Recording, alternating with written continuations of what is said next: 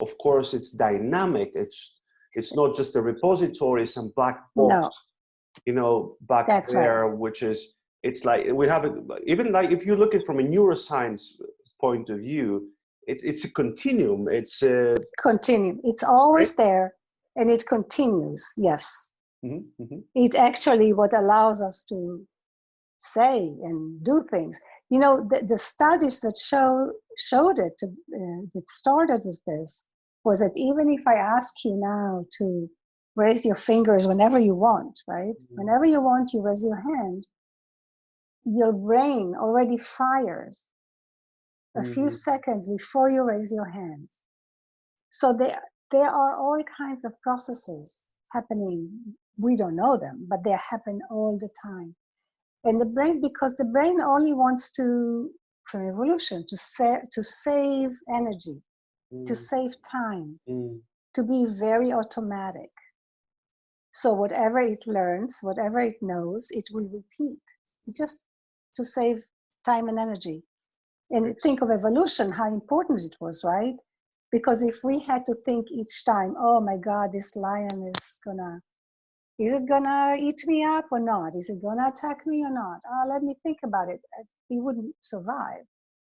So the way the unconscious processes developed was to serve that function from evolution of very fast action without thinking a lot about that. So there's something very good about that.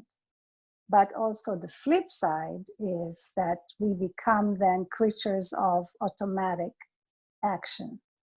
And unless we put awareness to deal with the automatic action, then we repeat. Exactly. Interesting. I often say to people, can you imagine a pilot having to think all these processes, you know, that, you know, when flying an airplane? Can you think of a F1, like, That's you know, right. a driver of Ferrari, That's like right. thinking about, That's right. okay, That's right. Exactly. how, you know, much shall I steer the wheel? That's right. It's impossible. But that's right. But you know what is so interesting about it? That it's not just about actions, right? That it's about feelings. It's about perception. How we perceive the world is also based on what we know, right? And not only that, what we perceive, we also automatically, we don't even know, this is why it's unconscious, but when we perceive something, the brain will try and fit it into what it already knows. That's why, you know, tribes are so different. I know this, don't tell me anything else. Right. Interesting what you say. So how we perceive, and that goes unconsciously. We don't even Yes, we don't realize we give a That's meaning. right. We give a That's meaning, right. right? So you see somebody who has a tattoo, and you have your own meaning of people who have a tattoo, right? That's right. That's right. Very That's right. And the meaning is unconscious, and it just comes out to our mind.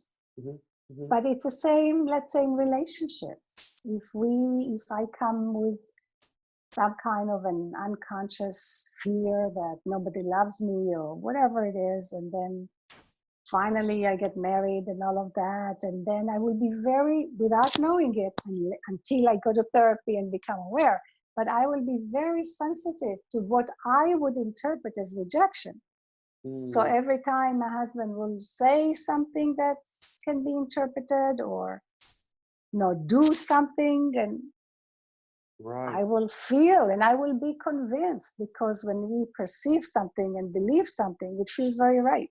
It feels real.